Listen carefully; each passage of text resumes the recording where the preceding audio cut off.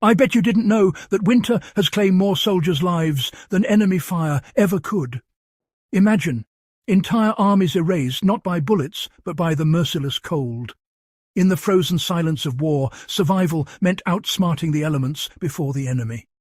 If you're fascinated by stories like this, make sure to hit that subscribe button so you never miss an episode. Long before modern heaters, power grids or insulation foam, people were already surviving conditions that would cripple most homes today. Not because they were tougher, but because they understood something we've largely forgotten. Heat is not created by machines, it is managed by design. During the Second World War, from the frozen forests of Finland to the brutal winters of the Eastern Front, survival depended on shelters engineered around physics, terrain, and restraint. These were not crude huts thrown together in desperation. They were deliberate systems built to trap, store, and protect warmth when fuel was scarce and mistakes were fatal. What you're about to hear isn't nostalgia or theory. It's knowledge paid for with frostbite, failure, and survival under pressure. Before we dive in, take a second to support the channel. Like this video, share it with anyone who cares about history or preparedness, leave a comment with your thoughts, and subscribe to Warcraft Survival so this knowledge doesn't disappear again. Now, let's move straight into what actually kept people alive when winter tried to finish the job. One of the most misunderstood aspects of wartime shelter design is the relationship with the ground. Modern homes are built to isolate themselves from soil, but wartime builders did the opposite. They anchored shelters directly into earth and stone because the ground offers one priceless advantage: thermal stability.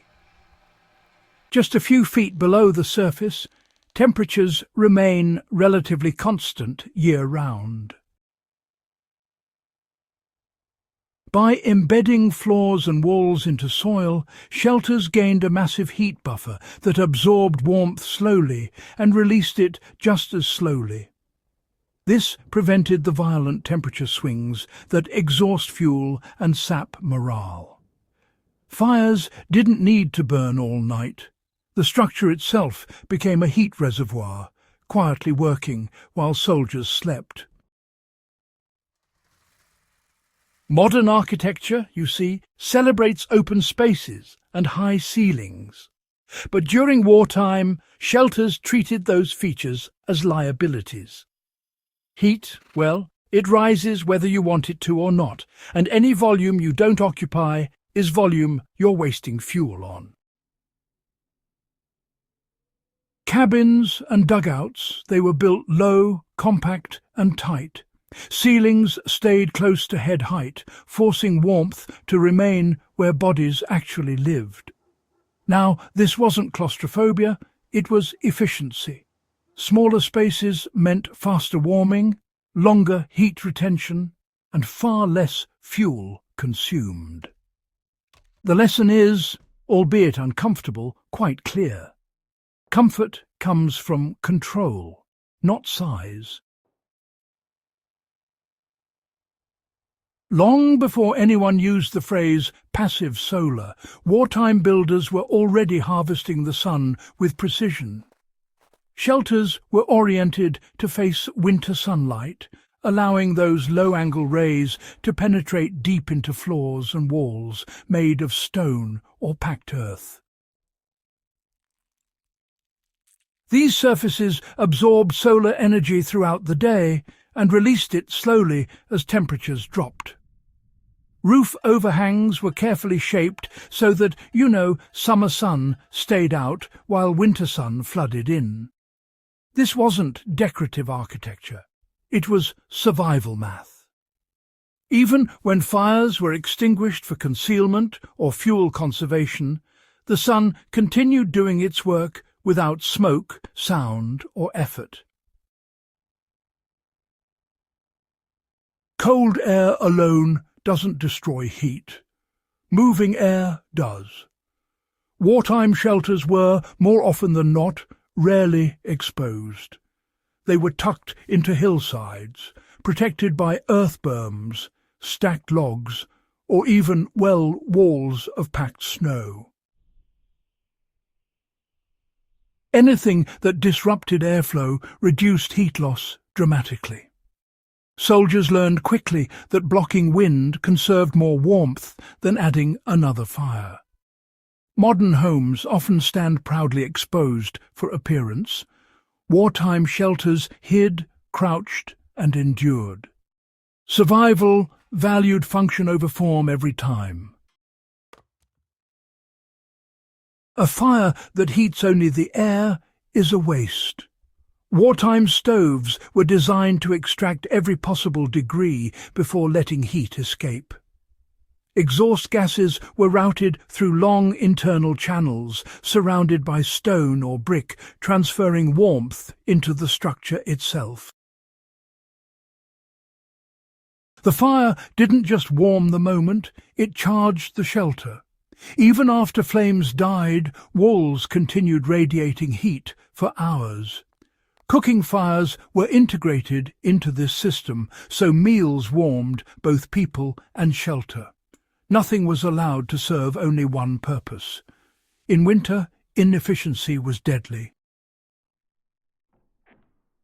A resting human body produces steady warmth. Wartime shelters were designed to retain it. Compact sleeping arrangements, shared spaces, and elevated bunks took advantage of natural heat rise. Sleeping just a few feet higher often meant significantly warmer temperatures without burning more fuel. Body heat wasn't an afterthought, it was part of the system. Modern homes fight this reality with oversized rooms and poor heat control. Wartime shelters embraced it unapologetically. These principles didn't vanish because they stopped working. They vanished because they weren't profitable. Homes that heat themselves don't generate monthly payments. Grid dependence does. Thin walls, high ceilings, and constant energy consumption became the norm, not because they were better, but because they were marketable. What was lost wasn't intelligence, it was incentive. The shelters of the past were not primitive. They were optimized for survival under the harshest conditions imaginable. As energy grows expensive and systems grow fragile, these lessons matter more than ever. If this guide changed how you think about history, survival, or design, subscribe to Warcraft Survival, share this video, and help keep this knowledge alive. History doesn't just explain what happened, it prepares us for what comes next. Warcraft Survival.